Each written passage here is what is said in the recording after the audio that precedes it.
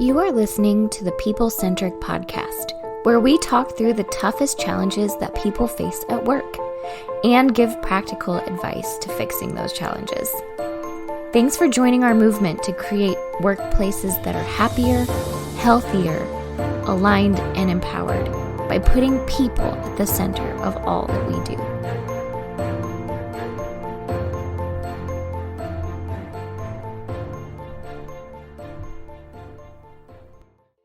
Hey, People Centric leaders. This is Stephanie Anderson, and welcome back to another episode of the People Centric Podcast. Today, we've got what might feel like a relevant topic for some of you, and it's been a discussion among our team recently is we are tired. Who else is tired right now? I feel like, when you hang up, thank you, Diana. We're all tired. And I don't know about all of you, but I feel like as I am talking to more people, and this could be clients or our team or just friends and family members, everyone is just talking about how tired and exhausted they are. And so we thought we'd do a really uplifting topic and talk about this. Just kidding. I hope this will be helpful, but really, we wanted to think about today, what do you do when work does feel really, really hard? And I think a lot of people are just in this season right now. There's this feeling of malaise a little bit in the world that people just don't know what's coming. And is there going to be a recession and what's happening in the government, plus everything that's happening in your personal life and in your job with your family and your community and your friends. And so what do you do maybe when you're in that season and work just feels really hard and you're maybe not feeling the spark that you did in the past? And how do you overcome that? So we're going to talk about that a little bit today. So you've already heard Diana. So Diana, do you feel tired? Most days. Yes. Yeah. Yeah. I will also say our job working with clients is a hard job because everyone feels very personally tied to their work, whether you want to believe it or not. You put in a bunch of time and energy and effort here. And so people are very emotionally tied to work. It's never, that phrase, it's just business. It's not, it's very personal.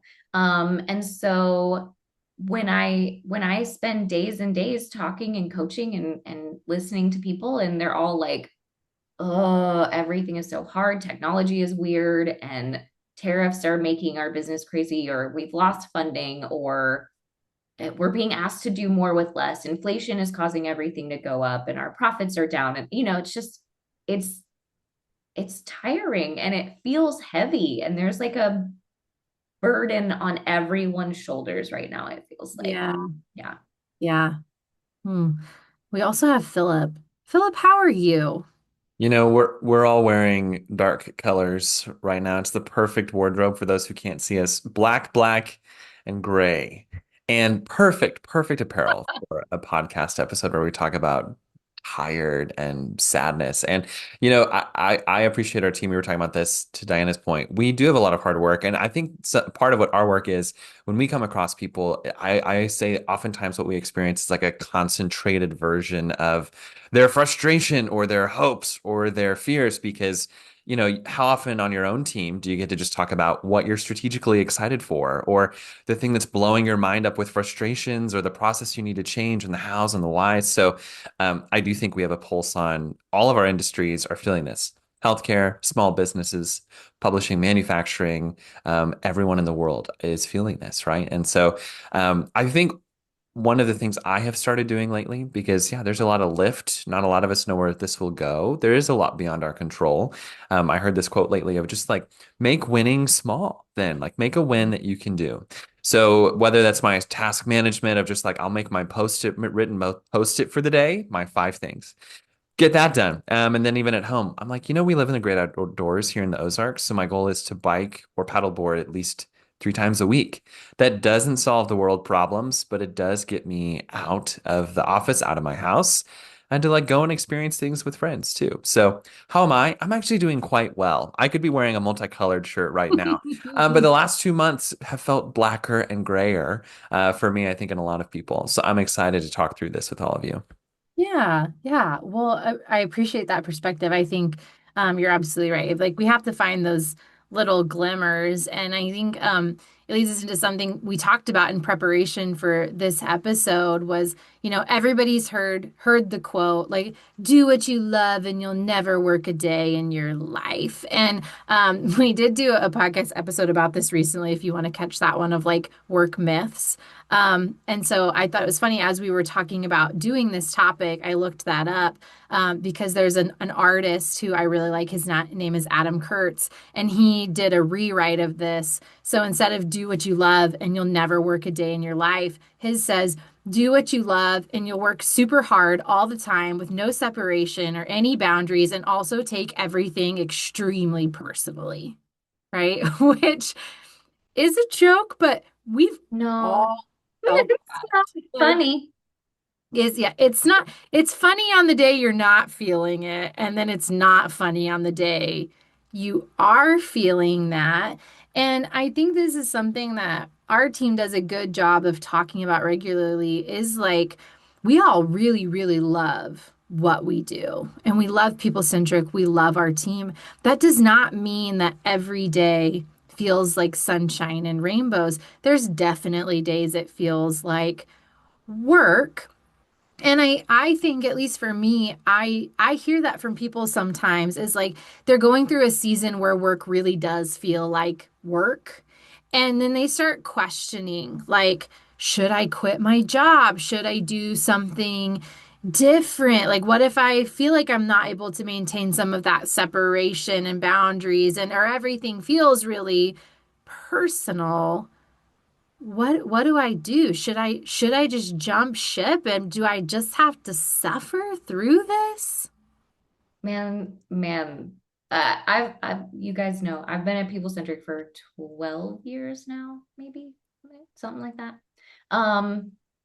And there have been seasons, not just days or weeks, like full-blown seasons where every day felt like work.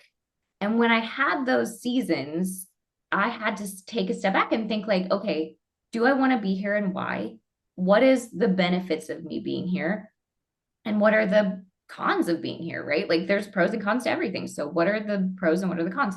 And a lot of times I would just step back and say, okay, do I still believe in what we're doing? Am I still passionate about this mission? Yes. Every time it was like, yes, I still believe in what we're doing. And then there were things like, am I growing personally? Am I fulfilling the things that I need to fulfill within a job? And while, sometimes I was not growing as much as others, I still felt like I was being challenged. Like there were things I could figure out, like there was a path for me, so it was sort of what do I need from a job? And am I still getting that?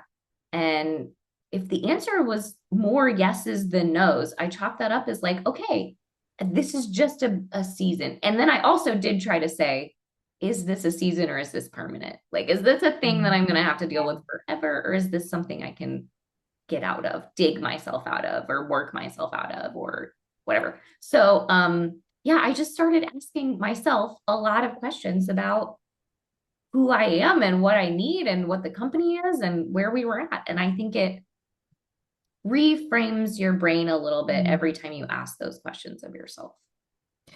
Yeah, I love that framework that you just laid out for thinking about this of like, and maybe just to say another quote of like, sometimes it's just remembering it's a bad day, not a bad life, or sometimes it's a bad week and not a bad job. And I mean, there definitely are moments, like I'll say, like, I've had a moment in my career where I sat down and asked myself those questions and I realized like, oh, like I don't know that I really connect with this mission anymore because either something in me has changed or something in the business has changed or something in the world has changed. Or maybe I start weighing, a little bit of those benefits to pain. And I'm like, yeah, I think I'm just feeling more pain on a consistent basis. But to say all of that, that's probably been like 5% of my career. And then I have the other 95% where I do just have to look at it and ask myself some of the questions that you did, Diana, and just acknowledge like, yeah, it's just, I think this is a hard moment or this is a hard season. And yeah, I'm going to keep checking in with myself on that. But usually those things pass. Usually something else changes that changes either how I feel or changes something in the business. So yeah, I think that's good advice for anybody who's maybe feeling this way right now is like step one, just like ask yourself some good questions. Don't get caught in the catastrophe or the emotion of it all. And really think through these things. Take a step back. And if you're not able to do that right now, like, do you have a trusted friend in your life who you could say, like, hey, I want you to like ask me some of these questions because maybe I can't see it super clearly right now. Maybe I am really feeling it. Maybe I am taking a lot of it personally, and I need a little distance to be able to see like, oh, maybe it isn't all about me, or maybe there are just these things that are out of everyone's control. And have I asked anybody else on my team if they feel this way? Not to create like icky solidarity of like, yeah, let's all burn this place to the ground. Don't do that. But maybe just be like, yeah, like I'm feeling this way too. And I think it's because X, Y, and Z is happening in our organization right now. I think another thing that's good to do if you're feeling that way is just to like ask questions of your leaders and your team and the people around you. I think when we start feeling weary and tired, your brain is not functioning at its optimal levels. And so you're not thinking strategically as much as you might. You might not be able to think as much into the future as you normally would because your brain just feels like it's slogging through today. And I think it's helpful just to ask your leaders questions of like, hey, like number one, are you seeing this too? Because this feels really hard. And I bet you they are. And then just ask like, so like what things are you thinking about for our team or for our company that might help us through this? And I will say, ask that question with a lot of grace. If you're not willing to give a lot of grace, then don't ask the question because your leader might say, like, I don't know, or I'm also trying to figure that out. What ideas do you have? But I think it's okay to ask some of those questions. Yeah, I was thinking, I came across a Mark Twain quote lately. I bought a book of just Mark Twain quotes, and he says, more or less, I'm paraphrasing, but essentially, it's not what you don't know that gets you, it's what you think you know that just ain't so. And especially when there's gaps in communication, when we none of us know where the future of all these things are going, as we laid out at the start, there's some big things none of us can control, global challenges or structural challenges that are changing faster than any one person or an entire nation can keep up with, right? Let alone. But with that, to your point, Steph, how then do you just focus in with your leaders and just ask like, hey, am I operating on, are we operating under the same information? If it's changing fast, how do you find out what that is, right? I love how our team recently had some specific investments and goals we would make initially at the start of the year. We said by the end of this year, and we just had a meeting where it was really great. Diana and Don really candidly spoke to these are the things we're looking at and ask for feedback from the team. And these will probably be moved into next year as opposed to this year. And these are the reasons why. And it wasn't just, we know this is the ivory tower speaking. It was, here's one option, here's another, here's another. I love that our team has the trust and depth to do that. I think that's why we also say to every leader, build the well before you need it, so that when things like this happen, even if it's not one catastrophic event, it's just this, to your point, Steph, this malaise that's around.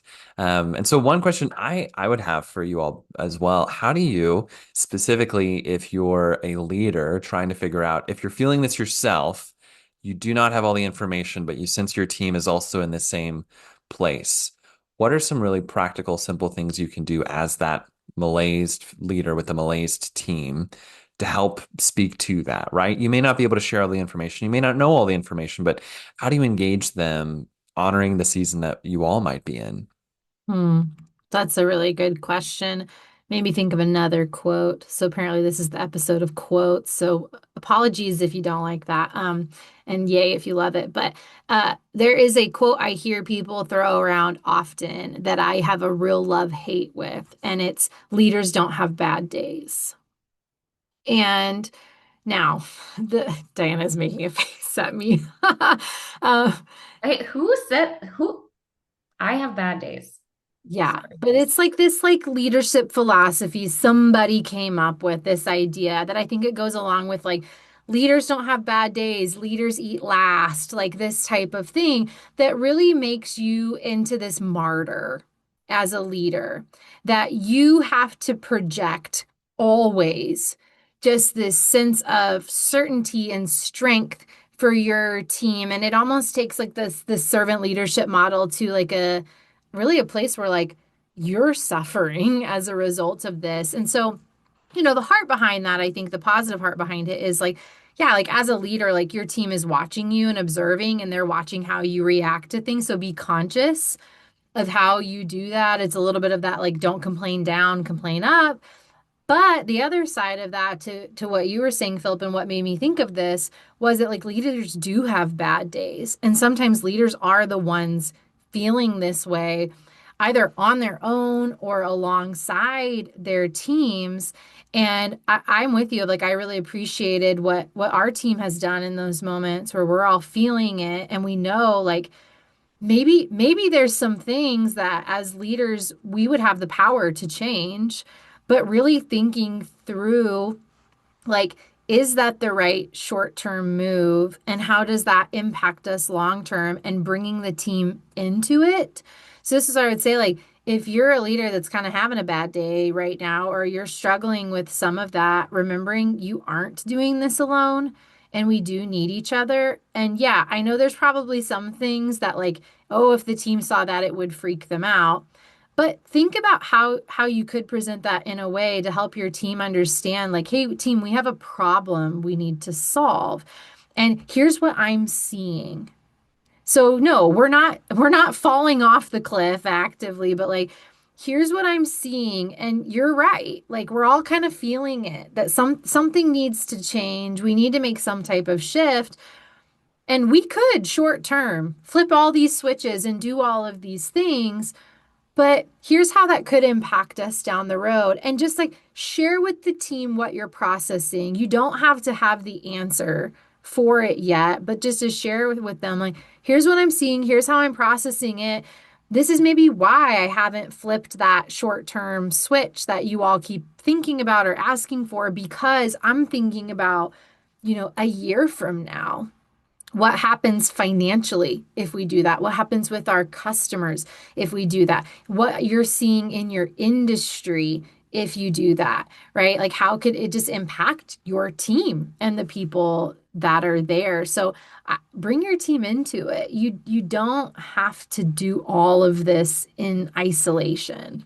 Yeah. And I love the point of vulnerability too, right? Like when we have these discussions, I don't think we project that we know everything. And I think that's crazy. Leaders are just people, right? They're just people who have been promoted. It doesn't mean anything.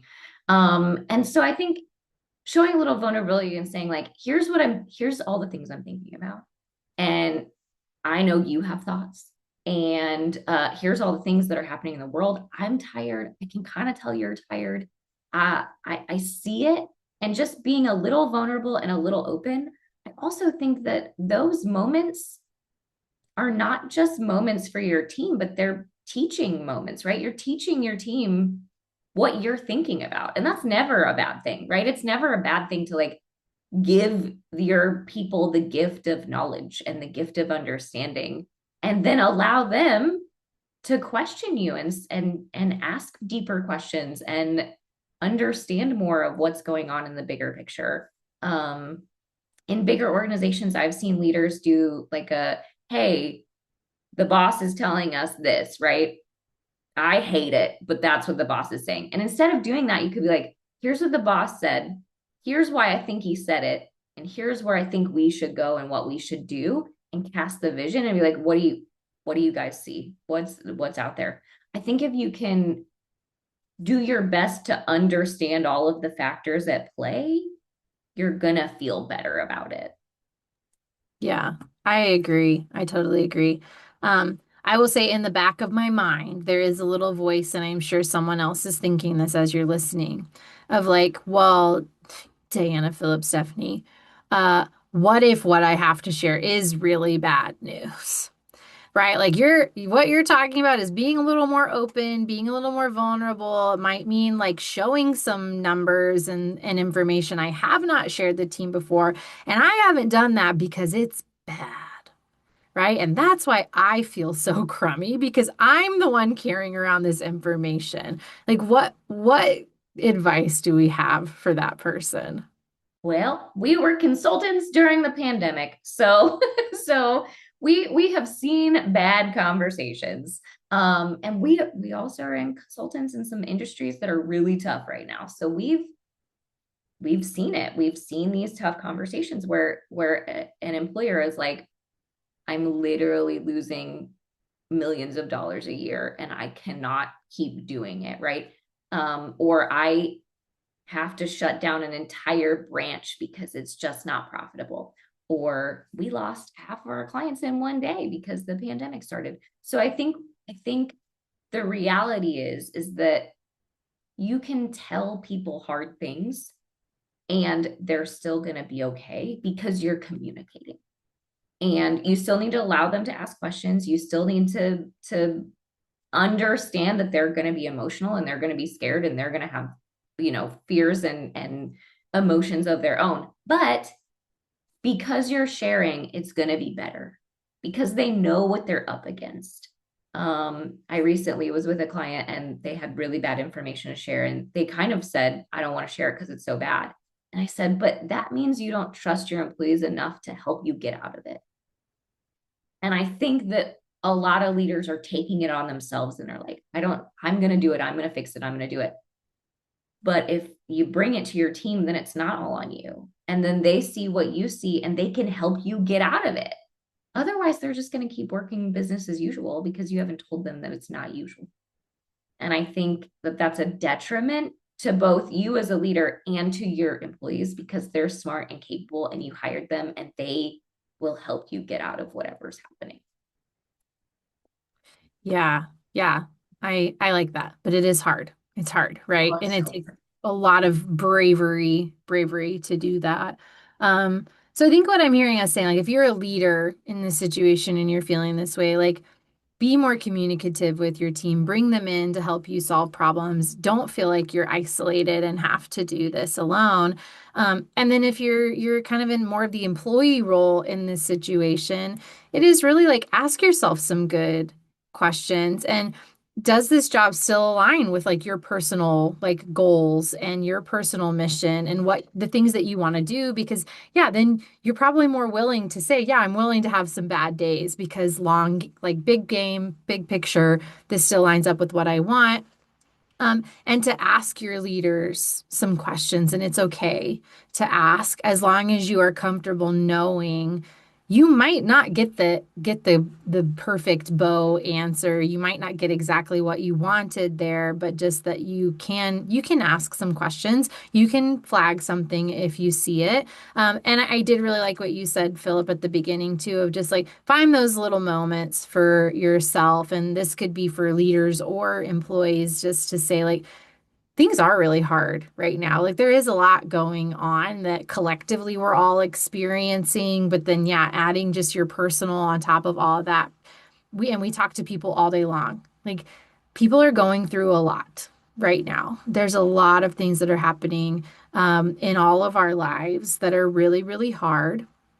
Um, and so I loved your advice, Sylvia, just like find a small moment in your day that you can just do something that just like lets you take a deep breath. I mean, and it literally could be as simple as like take 5 minutes just to like sit and close your eyes and breathe, or like make yourself a cup of tea, make that coffee, make the toast, whatever, just a little snack that feels nice for you. I know a lot of people really enjoy exercise, and so if you can find time to do that in your day, but just finding that one small moment just to like literally breathe, give yourself some space. I think we get really busy in our culture and we convince ourselves we don't have time for those type of things. I'm like, well, do you have 5 minutes? Do you have 5 minutes? And you can even set a timer if you really believe you have no time, so you don't spend more than 5 minutes on it. But just like, do you have 5 minutes just to like take a breath today and like be grateful, like you're here. Yeah. And that's really, really important. And I know we're like business consultants and we love work, but also recognize that like most of the things you're doing are not life and death. Some healthcare people might be like, no, it is. But for the most part, this is not life or death. And you are not your job. You're not. You have way other things that are more important than the job you are currently doing. And remember that you can take a step out of it and just find the other fulfilling things if this is not the season for work being fulfilling, which it happens, Yeah, it happens. And I think it's also being honest with your employer. Like, it doesn't mean you just have to quit your job today, right? It might mean you go to your boss or manager, leader, and just admit that you're struggling and say, like, hey, like, I am struggling right now. And I'm just acknowledging and want to hear from you. Like, I don't know that I'm going to be quite as productive as I normally am in this season, and have the conversation with them to say like, okay, yeah, like where maybe can we create some space where like, yeah, if that doesn't get done this week, that's okay. We could do it later. And what are the things that have to get done right now so I know what I need to focus on, and maybe can we move some things off my plate or delegate to someone else or push that deadline back just a little bit just to accommodate for the reality that like if you really are feeling this way, like you're probably not going to be as productive and efficient in your job as you normally would be. And just accepting that and being honest with the people around you, just be like, hey, like I just think I need a little space. Like I'll be honest, I did this with our team recently. Like, hey, I'm gonna block some spots in my calendar for no meetings where I need to create a little more space in my day. We do a lot of meetings and a lot of calls. And I'm like, I'm feeling a little of that mental fatigue. And when I'm switching and then you do 3 different clients and 3 different meetings in a row. So I'm going to start blocking my calendar for some of those spots. And I may not do that forever, but right now that's what I feel like I need is like literally some time to just to breathe and take a moment in between meetings and process. And yeah, I could be working during that time and catching up on notes, or I might just be like, yeah, but I just need to like sit at my desk for a little bit and just like let my brain calm down. And 15 people just said 100 different things to me, and I just need a minute to like collect my thoughts, think about what I want to do next. I love your example, Stephanie. And similar, there was a workshop Don and I were supposed to do together recently. The day before, I realized, just reviewing notes, there's not that many people there. I don't know if they need both of us. And I have 20,000 things to do. So as much as I truly, truly love doing a workshop with Don Harkey or anyone on our team, I reached out and I just said, hey, I don't think you need me. I'm going to do this other thing, but let me know if you need me, instead of just, hey, boss, do you need me? Instead of saying the whole thing, I was like, here are these other 3 projects that we're getting done by the end of next week. So I'm going to work on those. If you need me, though, let me know. And boom, I'll jump in. We'll make it work. And of course, it was easy. And after the workshop, Don came back. He was like, actually, it's great you said that, because we did not need all that staff time, right? It would have overloaded. It wasn't that many people in the room. So good call. Good job. And I think sometimes it's as simple as that. If you're feeling this on the team, I love your example, Stephanie. Just ask. And Diana, I was on mute, of course, but when you were talking, especially about how a leader can share hard things and hard problems with a team, I was just like amening the whole time, right? Like, amen, amen. Because that is probably one of the best marks of good leadership. It's hard to be a good leader when things are great, right? That's really hard to keep good momentum, to keep a healthy culture. It's hard to be a leader when things are just kind of middle ground, and it's hard to be a leader when things are hard. That's the sucky part of being a leader. It's just a tough job. A lot of people can do it. You're not the only one. But what I love, our call is very few people do it well. That doesn't mean you avoid the awkward. It doesn't mean you avoid the rough stuff. But can you do it well? What does leading well in the middle of malaise look like? What does leading well look like when you don't have all the answers and you don't have enough resources and you're afraid to be vulnerable with your team because that might make you look weak or that might scare your team?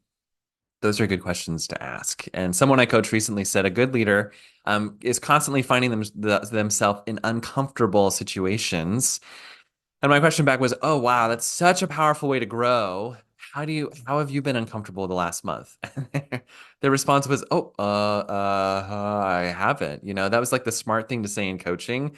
That wasn't the real thing they were experiencing. And so the good news, if you're uncomfortable, all the things I think we've shared can really speak to that. But the powerful truth, if you're more than your job, that's terrifying and exciting. And I think the longer I work here, all of us, the more I specifically have seen so many people who are so wrapped up in their job. And when the day or the hour comes that they're transitioning or that they're retiring, they're riding off into the sunset ride is more terrifying than anything they experienced before because they didn't put the work in to become a whole person before they had to, And so if your one goal is that, like, help your team do the same thing, like, it's all very important, but civilization has made it this far. We'll keep doing it. So be smart and lead well on the way. Oh, that was great. Yeah. So I think we'll land it there. I hope this has been helpful. And if you're feeling this way, I hope it has given you some helpful tips. The one thing I will add to the end of this is just a mental health thought of, like, what we talked about today is different than depression. And so if you feel that, if you're feeling more of the depression feelings, or this is a consistent thing in your life, please reach out for support or help. There are mental health professionals out there who would love to work with you and talk about that. And if you need a good referral, like, we can send one your way if you reach out to us. But can highly recommend, like, even some of the online therapies. But just wanted to throw that out there too, that if you really, really are struggling in a different way than what we talked about today, you are not alone, and there's a lot of support out there. But maybe for those of us that are just feeling a little bit of that blech right now, I hope this episode was really helpful for you. And if you have other ideas or thoughts for us, be sure to listen to the outro for how to get a hold of us. And we will see you back here soon. Have a great day. Thank you for listening to the People Centric Podcast. We are so grateful for you joining us every week. If you like this content, please like and subscribe. Also, feel free to share on your social media with everyone that you know. It really does help us.